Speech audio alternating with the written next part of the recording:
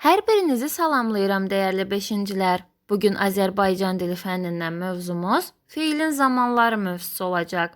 Dərsimizin planı göstərilən qaydada qurulmuşdur. Keçmiş zaman, indiki zaman və gələcək zaman. Əziz şagirdlər, gəlin verilən nümunələrlə tanış olaq. Oxudum, oxuyuram, oxuyacağam.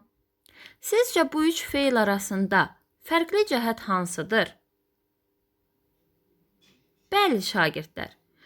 Bir nümunəmizdə feildə hərəkət keçmişdə icra olunub, biri hal-hazırda icra olunur, digərində isə hərəkətin gələcəkdə icra olunacağı bildirilir. Bu cəhətdən feillər zamana görə dəyişir. Bu kateqoriya feilin özünə məxsus xüsusiyyətlərindən biri sayılır. Hərəkət icra olunub qurtara, davam edə və yaxud da gələcəkdə davam oluna bilər. Bu cəhətdən də biz feilləri 3 qrupa ayırırıq. İndiki zaman, keçmiş zaman və gələcək zaman. Keçmiş zamanın özü 2 hissəyə bölünür. Nəqli keçmiş zaman və şuidi keçmiş zaman. Şuidi keçmiş zaman hərəkətin keçmişdə icra olunub olunmadığını qətiyyətlə bildirir.